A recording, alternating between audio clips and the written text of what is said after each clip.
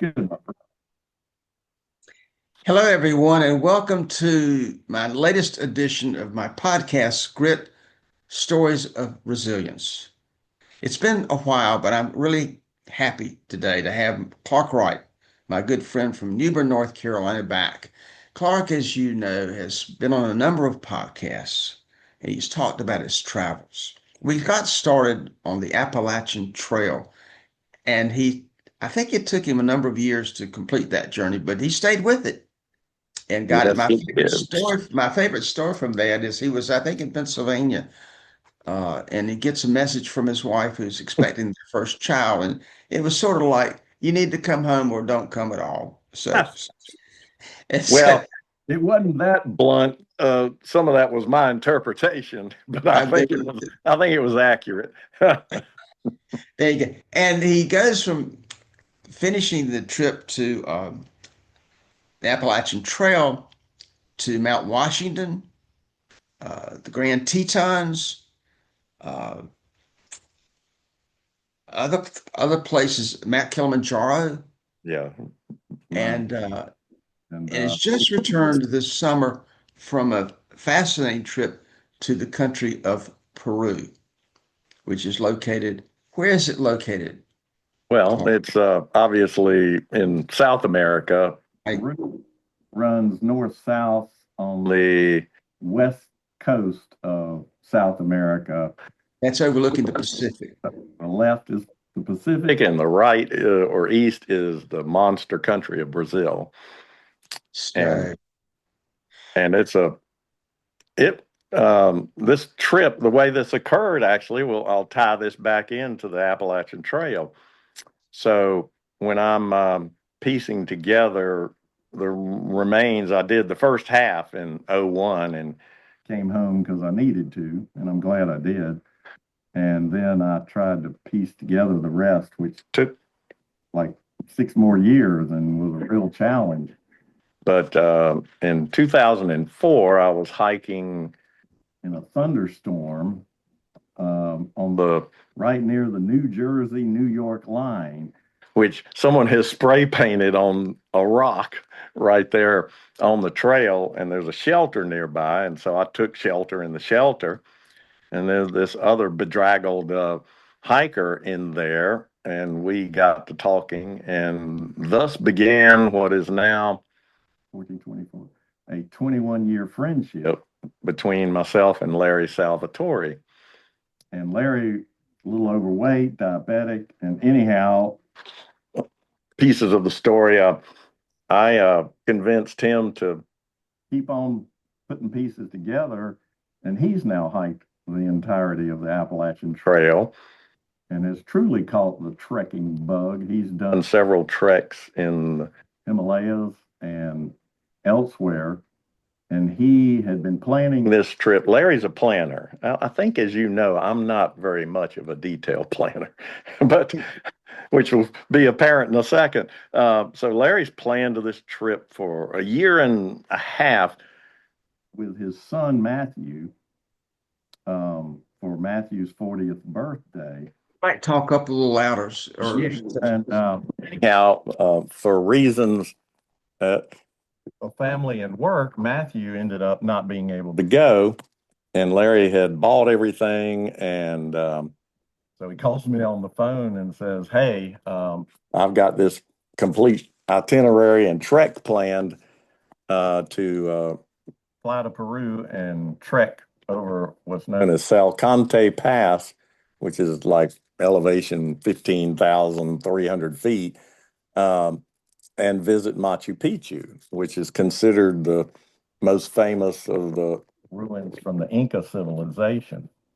And it's on a lot of people's bucket list. It was not on mine, but I am so glad I said yes almost immediately when I looked and realized I didn't have any. And so I fly to Peru, and the whole thing's planned out. And we had an amazing adventure with the minor detail of me coming down with the equivalent, I guess, of Montezuma's revenge. I guess this would be maybe Inca's revenge in the middle of it. but what amazing, beautiful country.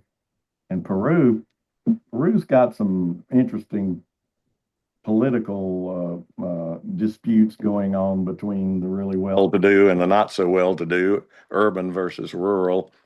But the town of Cusco, which is the base for folks who are trekking or walking or driving or taking tours to Machu Picchu, it's at over 10,000 feet itself and is a beautiful town that's just got everything under the sun. Um, some respects a little bit touristy, but also down to earth. And Peru's an interesting culture with a fair amount of sort of ecological awareness. For instance, you plastic grocery bags are banned in the whole country. Just one little tidbit, but amazing food, amazing people, and an amazing adventure that came out of a chance meeting in a thunderstorm on the Appalachian Trail. I have so many dear friends that I've met and have kept up with on that journey, which is now the starting of it, almost a quarter century ago. Time does fly. Yeah. Let me ask you this question. If you live in New Bern, North Carolina, if you were Yes. to go to the airport to catch a plane to fly to Peru and to where this trek started, how would you get there? Well, first step is I would do what I almost always do. And, I was born and raised in Raleigh, so I would drive to Raleigh, maybe Okay. visit my sister's family, and then, go to RDU. And I flew from RDU to Atlanta in one direction, and I can't remember, it was Detroit or something in the other. No, in Minneapolis. And then from there on a long journey to Lima, Peru. Lima is the capital city. And then there's usually a pretty good layover there because there's only a few flights out to Cusco from Lima, Peru. So then you fly from Lima to Cusco. And then we had a couple of nights Larry had set it up, which is very smart to get acclimated because Cusco's at 10,000 feet. People talk about getting a headache or the advantage the Denver Broncos have for playing in Mile High Stadium. Well, Cusco has 2 Mile High soccer stadiums. It's twice the height of Denver. So you fly into there. Yeah, and So then you fly into 10,000 square feet. So when you get on the airplane, 10,000 feet. Yeah. when you get at when you leave the United States, like in Minneapolis or Raleigh, you're not that high at all from. No, New Bern's elevation is 19 feet. So when you leave home to drive to Raleigh, Yep. catch a flight, you're at 19 feet. And when your journey of travel to the country of your destination, you land in an area that's over 10,000 feet. Yes. Good Lord. And that takes some getting used to. And again, Larry had wisely, we had 2 nights in a hotel there in order to both acclimate and visit some pretty amazing Inca ruins and other historical um, sites in and around Cusco. And that leads to, and I knew very little about any of this and went on Wikipedia, and there's a lot there actually. It's worth going to that page. But the Spanish conquistadors came through Peru, as they did many countries in South America and on up further north, and ostensibly to bring Christianity to the unwashed heathen masses, but in reality to try to find gold and silver and enslave people if they needed for whatever projects they were in the midst of.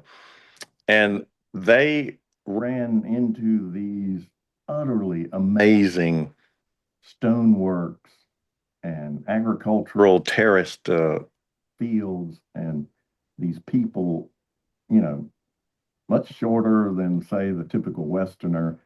And they concluded that this was the devil's work. And so wherever there was one of these amazing places, they planted a Catholic church and sometimes would tear down uh, some of these amazing stonework structures that the Incas had created, and then used the stones as the foundation for these Catholic churches. There's a couple of huge Catholic churches in downtown Cusco that are built in part from the ruins from one of the Incas' sites that's just about 20 miles north of, of Cusco. And so learning about that was pretty interesting. And also, one of the classic things you'll see if you think about the Incas in Peru are these almost they're circular, but they're huge and they're terraced. And each terrace layer has fertile soil in it. And think about this: we're talking 15th century and hundreds of years prior to that, where the Incas would um, plant crops on these different terraces, and they had it aligned so that the shadows would, that the sun would hit for a certain amount of time here and a different amount of time here. And the terraces, it was huge enough that even altitude, and they would see which crops would do better where. I mean, they were literally amazingly, over time, scientific and thoughtful in the way they maintained their relationship with the land. And again, these are just amazing ruins that are still, many of them, intact, complete with drainage systems so that they don't wash away. And I was just blown away learning about the ties between the Inca people and the land. And some of that legacy, I think, continues to this day. Peru is a somewhat ecologically aware or sensitive country. For instance, they've banned the use of plastic grocery bags. You just can't use them in the country. Um, You and know, yeah, go ahead. just You great mentioned natural food too. I was amazed. I did the trip more as a favor to Larry. Plus, I figured, well, Machu Picchu, that's on a lot of people's bucket list. But I learned so much, which is something I try to do when I do these ventures. what is Machu Picchu? What is Machu that? Picchu is it's often called the lost city of the Incas, or also it was built as a combination of sort of a fortress and a place for the revered leaders to stay. And it's way up. It's at about 8,000 feet in the middle of a range that's part of the Andes Mountains. And so it's just unbelievable what was built. It sort of leads to the stories you see on the History Channel or everywhere about, is this evidence of aliens and this, that, and the other.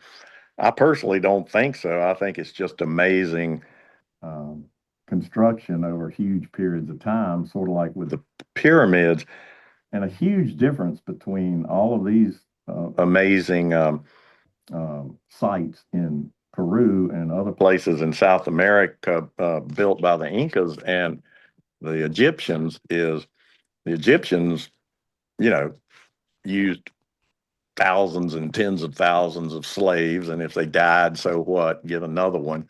The Incas, it was a collective community effort, and very adamant, the historians, that the Incas never forced anyone to do any of this.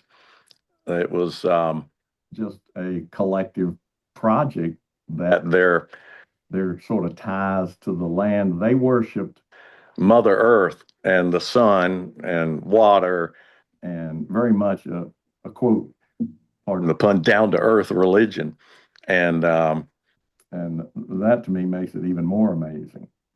You sent along some pictures in the last day or two to me, and several of them have you with your hands Yeah. outstretched, like scoring a touchdown.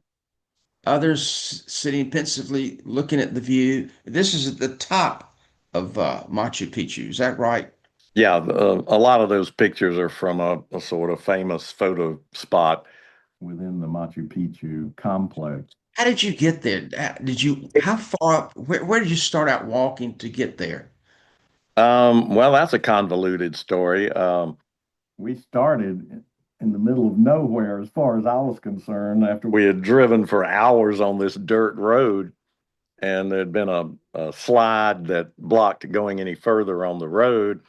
And we started walking from there, and we hiked for several days up and over Salcante Pass, which is at 15,300 feet, and then down the other side to a major train station, which is right next to a huge hydroelectric project.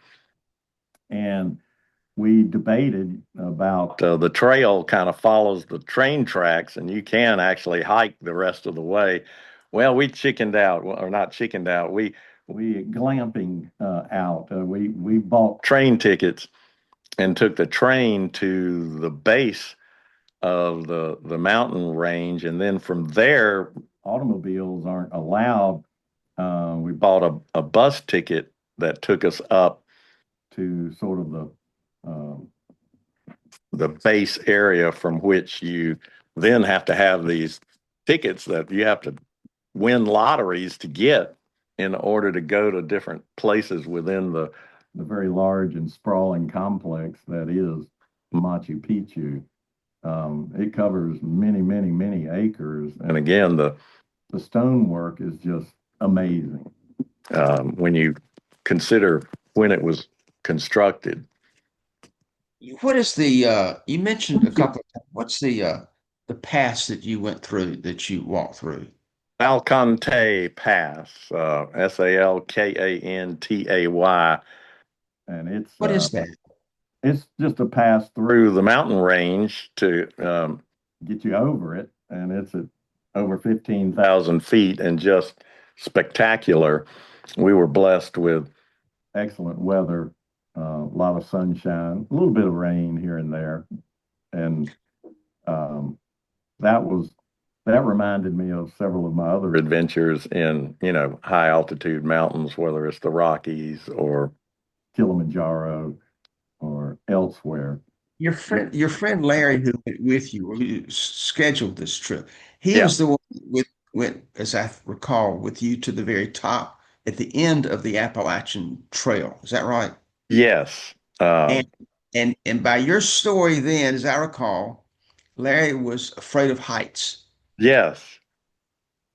And How in the world did he manage not only to complete that journey, because I think coming down the Appalachian Trail, he goes down backwards.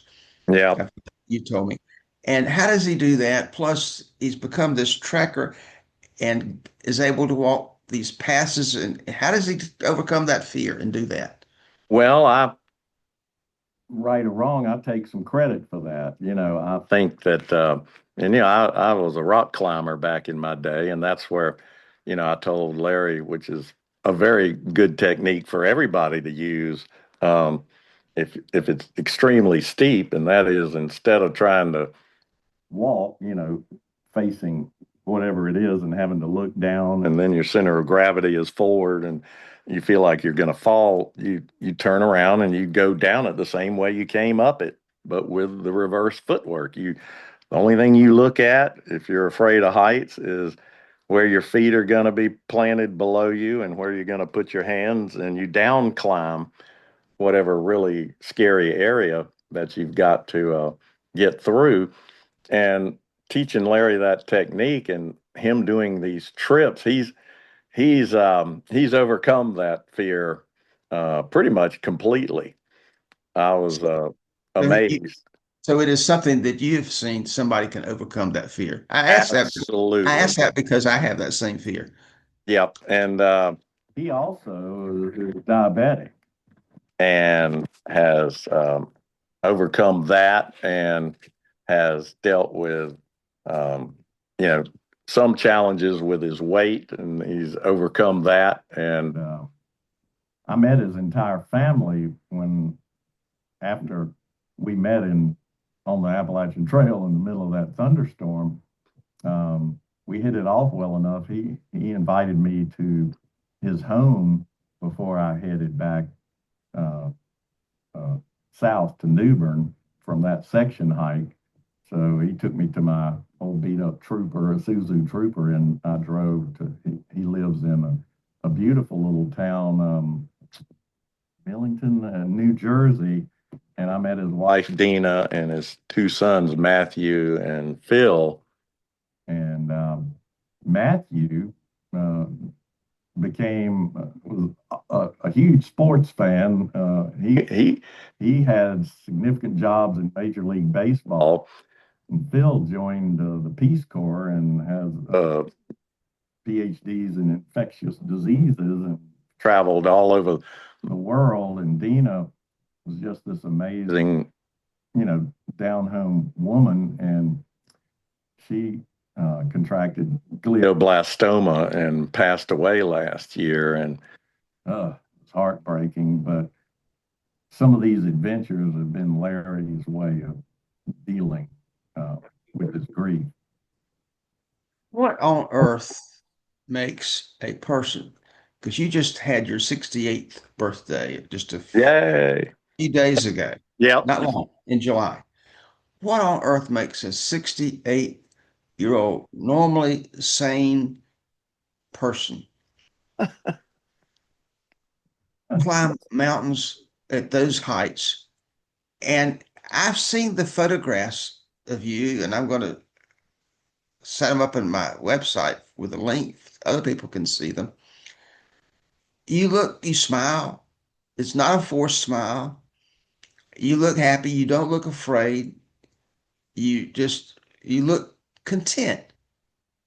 It's where I feel closest to God. It's where I feel most at peace. And it's also, I'm kind of this schizoid, in some respects. I was a painfully shy kid, but I've also, people in more recent decades would say I'm this crazy extrovert. I'm not. I'm a closet introvert, always have been. And very early in life, my parents were well off enough to send me to some amazing summer camps.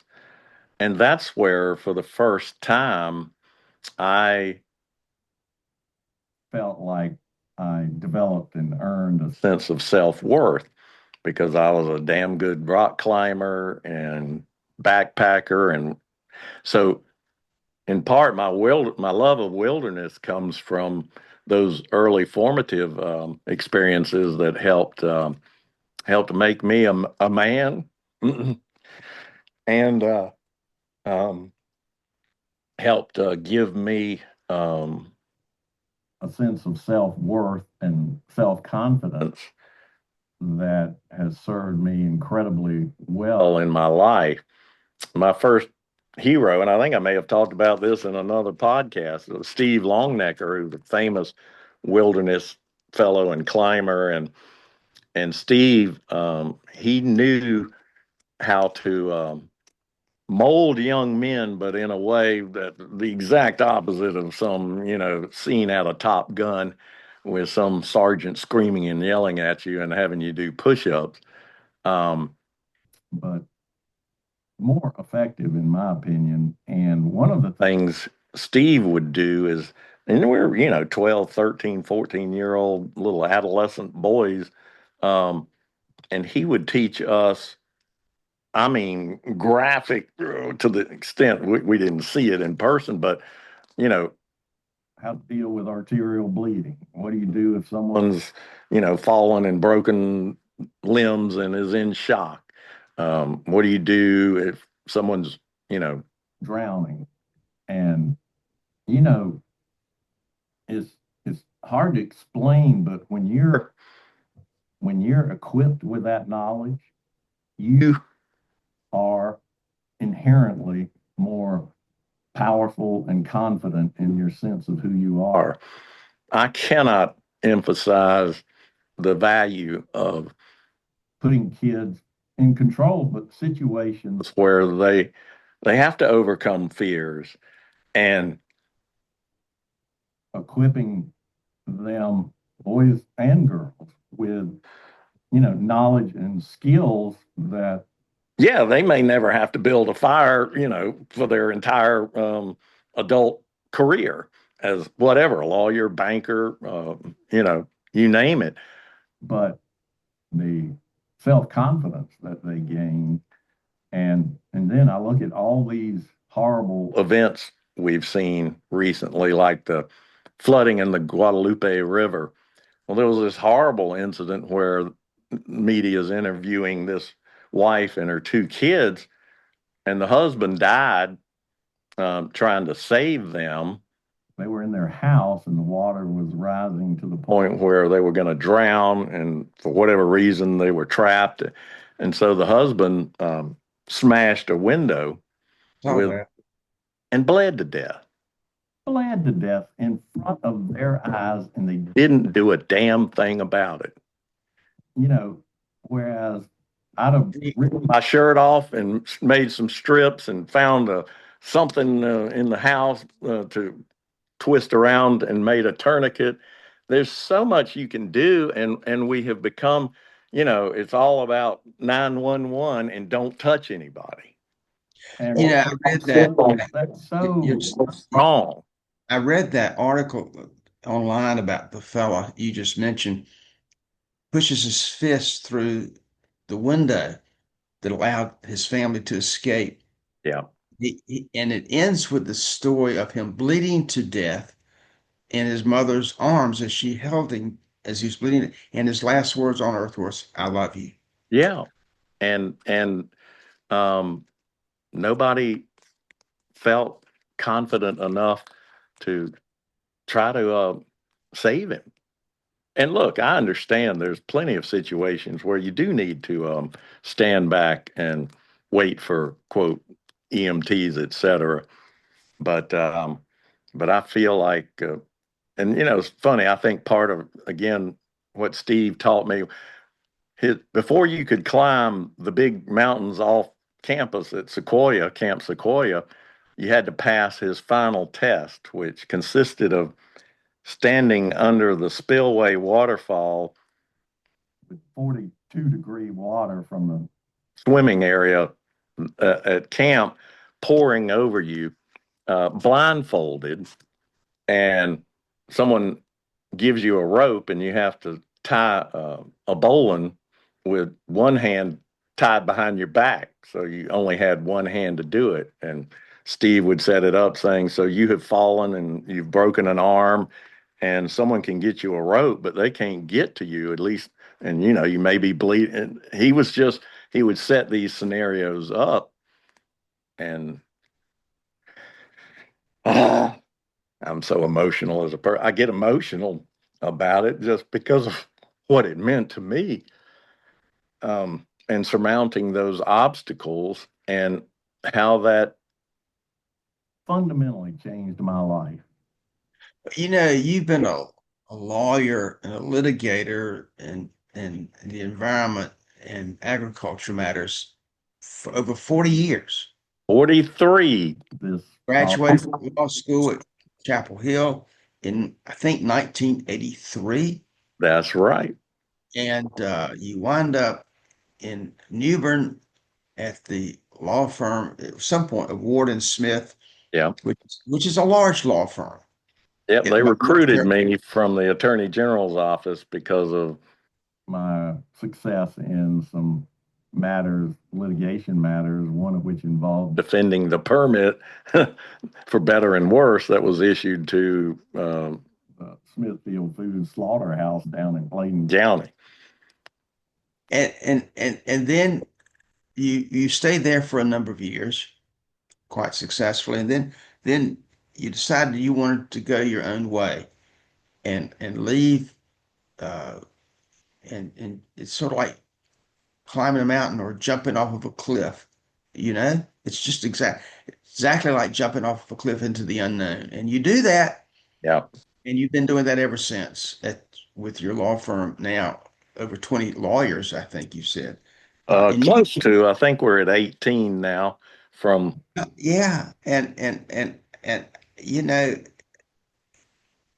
you ride by your law office, I think on Pollock Street yeah, in Newbern, and it's near the water, and it's a nice house, yeah, and it looks quiet, it is.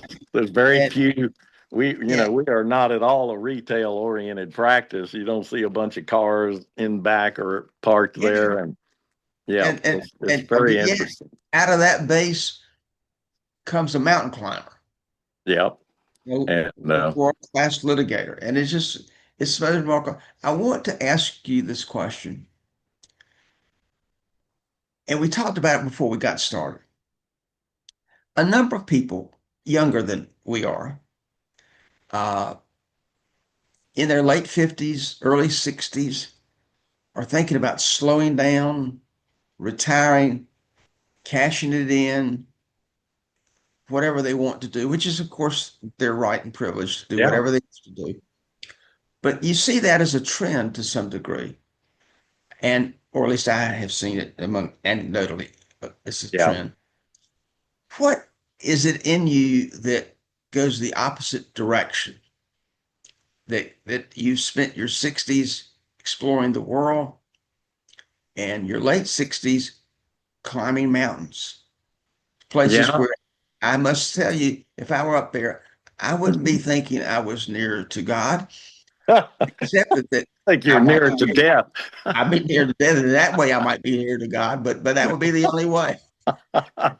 And I would not be content. I'd be scared to death. And I, what is it about you, inside of you, that has enabled you to do this and face these um, challenges? well, I go back to standing under that waterfall as a 13-year-old and subsequent events in my formative teenage years that, quote, made me a man, but more importantly, gave me a huge boost in terms of self confidence. And, I've talked about that with my girls, both of whom uh, attended Gwynn Valley, which is another camp, not quite as hardcore as Sequoia was, but again, watching them learn these same lessons. And both Hannah and Lizzie, as we've shared in other podcasts, struggled mightily with anxiety, depression, suicidal ideation, you name it. And so, what was the most effective medicine for that? It was wilderness therapy program. And look, there've been some very valid recent news stories about abuses at some of those facilities, and that's an issue. In fact, it's an issue that Lizzie, my youngest, know, wants to maybe pursue somehow career wise because of some of what she saw. But on the good side is again, uh, if you're if you're in a wilderness therapy program, which many of the kids are brought there unwillingly by the goon squads that come pick them up from their desperate parents' house in the middle of the night and cart them off to one of these places. And after they get over their original horrific episodes of anger, resentment, they're like, okay, well, if you want to stay dry, you better learn how to pitch your tarp. And if you want to eat any warm food, you better learn how to make the fire, and you better learn how to work with your fellow peers in order to make that stuff happen. And that's part of it. Um, I just saw the other day, this, I'm fascinated by everything, as you know, this amazing study about addiction, which has been another struggle in our family. And the classic study of addiction would be like, okay, heroin is incredibly addictive. How do we know that? Well, we put a bunch of rats in a cage. and we let they have a choice between drinking the opium laced water versus regular water, and they'll go for the opium laced water and drink it literally till they die. Well, this brilliant, creative researcher said, well, that's not real life. Let me create an experiment that's more like life. And he created a bigger cage with places to, run on a wheel, places where you could hang out with your fellow rats, and tried to make it to where the animals had a multitude of choices. Not a single rat in that scenario OD. And his conclusion, and I think he's written a book or is writing one, which I want to read, is that the key is connection. We all need connection with our fellow human beings. And this horrific, ironic isolation that has come from social media, and you think you're connecting, you're not, but your hair's got to be perfect, and your picture, and you're sharing with your friends, and if they don't respond with a like, your heart this whole industry, and I'm far from the first, but those are not connections. They are not human beings interacting with each other. It's what I love about your seminars. We we can, just like when I'm hiking around the campfire and total strangers, and we're talking about the most intimate challenges,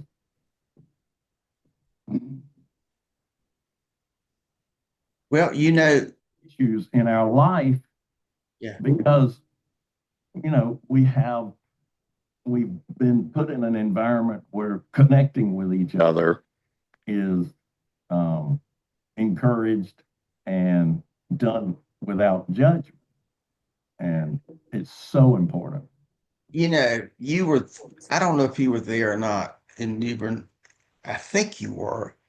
Uh, it was a couple of times ago when Troy Smith, whom you know well, is the Smith of Warden Smith, was there.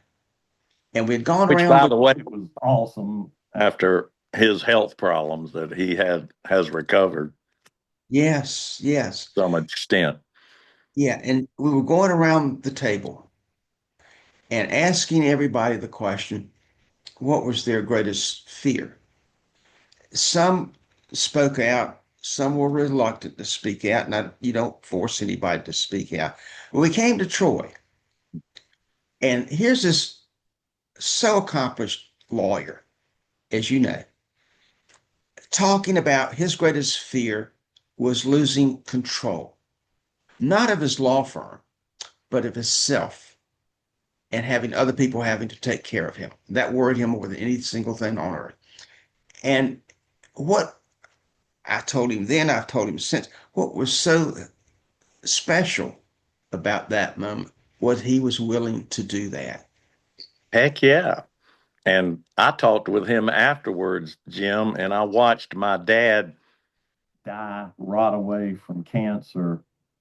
And with the exception of me, and when he could be there, my brother, Dad was surrounded by, however well meaning, a bunch of women taking care of him. Right. And for a typical male, especially in our society where we're supposed to, be the macho guys who solve everything and, fix everything and protect everyone.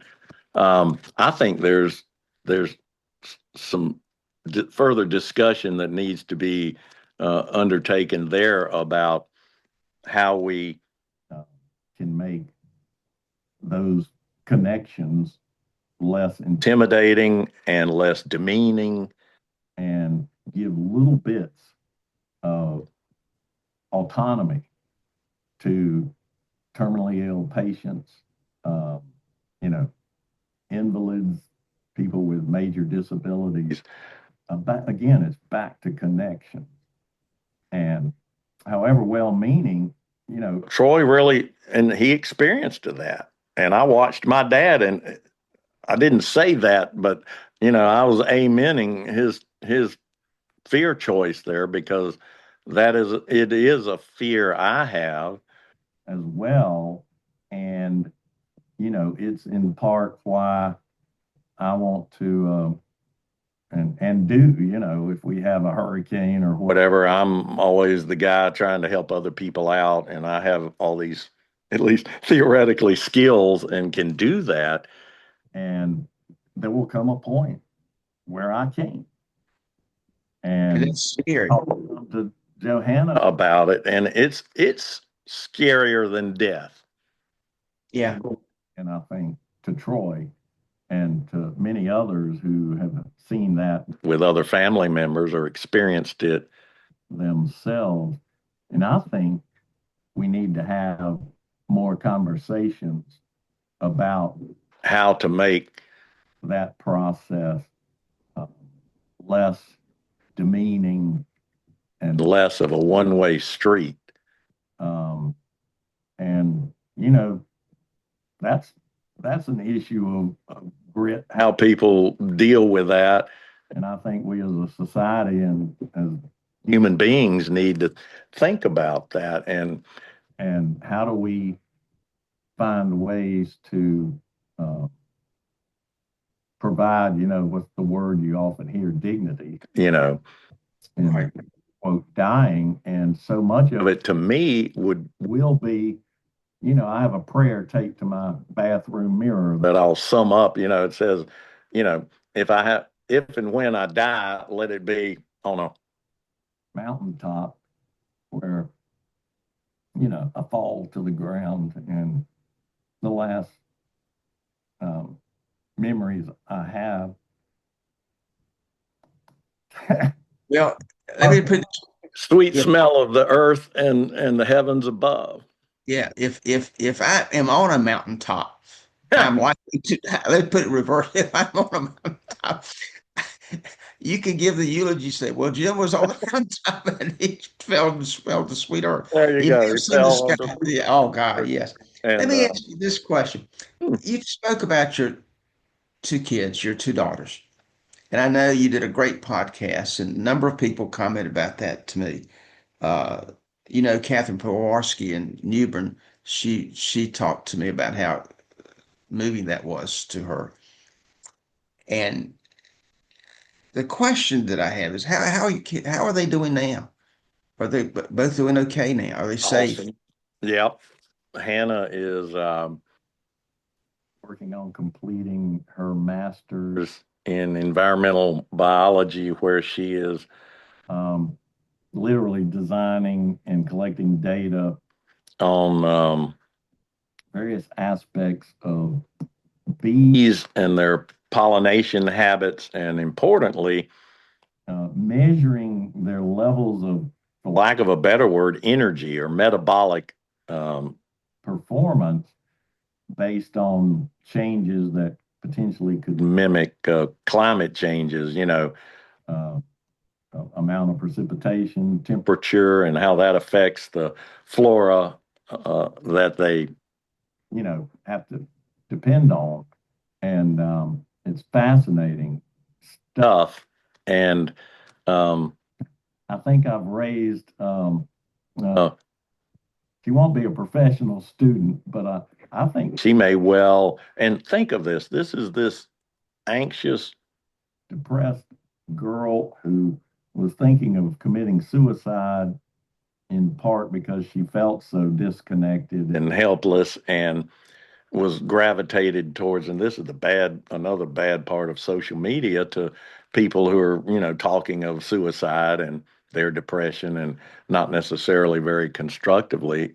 Going from that to this um, amazing, incredible young woman who teaches 3 classes each semester to, freshmen and sophomores. teaches unbelievable, and is making her own life. And I'm dealing with, speaking of connections, that's, I think, a big challenge for parents.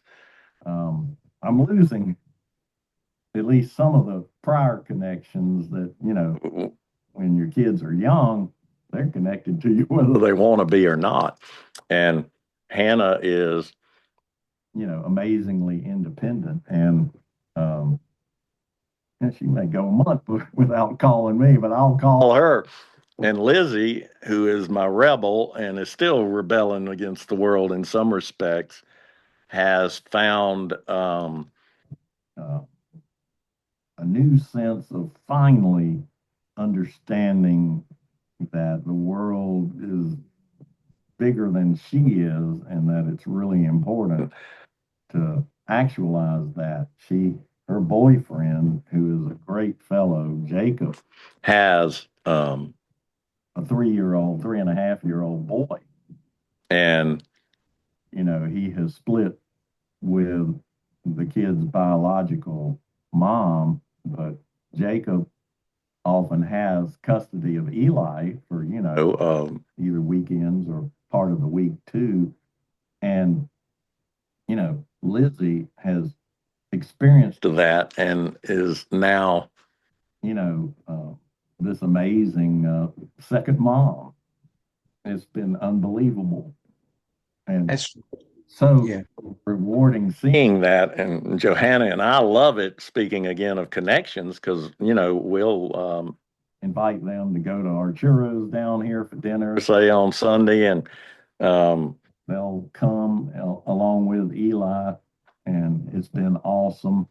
Still trying to get Lizzie over her still very strong fear of failure, and it becomes a self-fulfilling prophecy. If she quit her last job, and it's been a while, a good while, and it's it's hard for her to get the courage to go back, whether it's to school, either Craven Community College or another uh, college, or to work.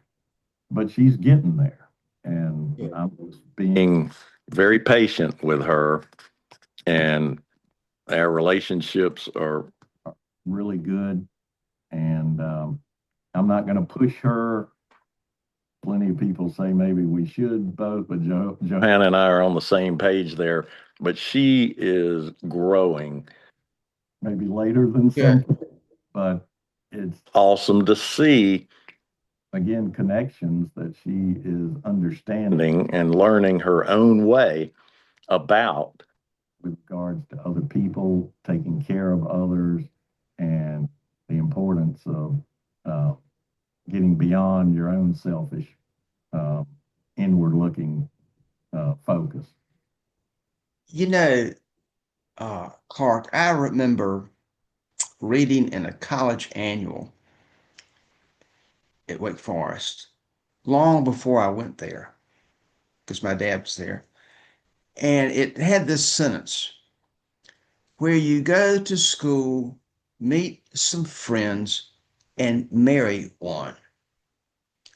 That's really 1950s thinking, you know? Especially for women. Yeah. Yeah, yeah. Which brings me to this question of you. That was an that's introduction to a that's question. Isn't like that classic? But here's my question to you. You talk about your wife. People don't know, at least who listen to this podcast, that she has been an athletic star in her own life. In a couple of minutes, tell us about who she is and what she was able to accomplish. well, the good Lord gave her incredible gifts of coordination and athleticism, and so from a very early age, it was apparent, and that kind of became her focus for a sense of self worth, at least to some extent.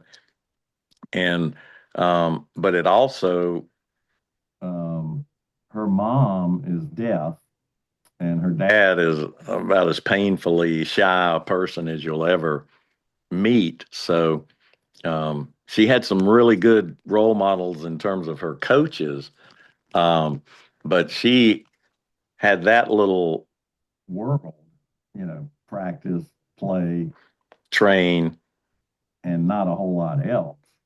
And then, then for her, I don't know if it's the genetic gene or not. Then she discovered alcohol, and she has struggled with alcoholism um, for her entire adult life. And I was thinking about this study on the rats and connections, and I think one of the really, and she's a very much a functioning alcoholic, but she still is one.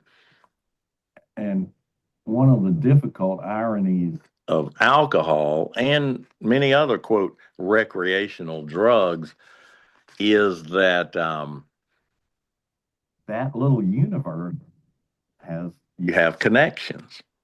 You know, she likes to hang out at a particular bar in town. I don't even need to name it because, she's got some friends there and they can talk about this, that, or the other. So while she's drinking more than she should, she's also um, making these connections. And alcohol can reduce your inhibitions and help you to make connections. But if you can only make connections when you're buzzed, that's a pretty sad way to be in the end. And Joe is much beyond that. She, has maintained her amazing personality, and again, back to her athletic prowess, and this little world she was in. And What sport? we've talked about it, but one of the problems with all of that is on the court. Yeah, you can be the star and in charge of your own destiny for that period of time, but off the court, everyone's telling you what to do. You need to be here for your next practice. You need to be here for the bus for the next road trip. You need to train and do this, do that. And that's something that she's talked about how that in a weird way, you're like, here's this great superstar. She had to work hard on her own sense of self worth, um, of not just saying yes, ma'am, and yes, sir to what everyone else was telling her to do. She felt like she did way too much of that early on. It was volleyball, isn't that right? Well, that's an interesting one. She has 12 letters from high school, four in softball, four in basketball, and four in volleyball. And our first date consisted of me joining her parents to watch her uh, as the point guard on Millbrook's girls basketball team playing arch rival Sanderson. Right. And boy, did that girl wheel and deal. And for better or worse, I'm the one, because of my love of volleyball, who kind of steered her uh, away from basketball, where she was an awesome athlete, and towards volleyball, where she's an awesome athlete. And, it's been a huge part of our lives ever since. It was essentially how we met. We met at a party where she and another player on Millbrook's high school team crashed one of our adult volleyball parties. And that's where I first met her. And, everybody, it's different. But for me, it was, uh, I guess if I'm candid, it was love and lust at first sight. I think Man, when you're young, if we're honest, there's always the two together. And as you you might grow, you you grow. might have said lust first, and then love came later. Who Well, knows? I Let me think ask. no, That's it was there too at the beginning, but obviously, that that's changes over time. But um, she um, and again, shy me, I never had a really serious relationship before Joe. So she's kind of been, you know, Yeah. the only serious woman in my life, which I'm happy to say.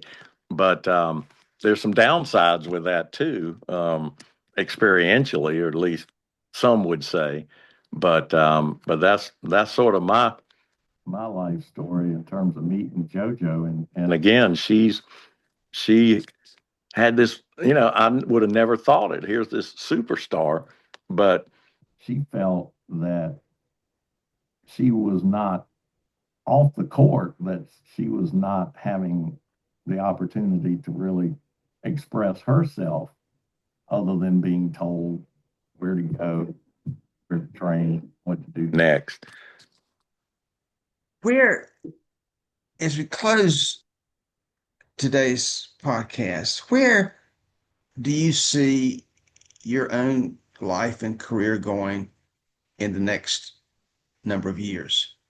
I know you've talked about on a day-to-day basis whether you still want to practice law in New Bern as you've been doing now for a long time. If not that, what do you think is a possibility with the understanding that you may not do it? That, and you kind of alluded to that earlier in the podcast, Jim, that it's not a fear, but that's on my mind a lot because I, one, am emotional, as people can see on these podcasts. Two, I'm still dealing with my post herpetic neuropathy, which fires up whenever I'm under stress. But outside of that, I still love so much of what I do. And I love, helping people solve often environmental problems, sometimes other issues. And, I've talked a good bit with my dear friend Deck Ward, certified mediator and as a superstar as a mediator in the area of family law. I don't understand how Deck did it. How some people, how he managed to have a career for 50 plus years in that terribly emotionally dangerous area of the law. But Deck has done it, and he wants me to take the classes and become a certified mediator, and that's pretty high up on my list of possibilities. Um, on the other hand, there's days where the stress aspects and drive me nuts, and I'm like, I'm just do a clean break and go hike the Pacific Crest Trail and travel with Johanna and never open a statute, or I guess now there aren't any books, open a law book again. But it's and I think that's something that all people struggle with, especially professionals, and um, you know, something that's been such a huge part of your life. How do you transition away? I think I am uniquely blessed with the fact that, as I like to joke and say, ever since I left Ward and Smith in 2002, I've been semi-retired ever since. I've Right. done these amazing adventures, so I have a huge part of who I am separate and apart from the law. And of course, again, this varies for each person, but uh, Johanna and I are still a huge part of our life. Our girls, yeah, we're quote empty nesters, but they're not so far away that we can't, still have good connections and interactions with them. And JoJo doesn't want to uh, get, as she says, she will climb whatever and do whatever as long as there's a bed and a shower at the end of the day. I understand.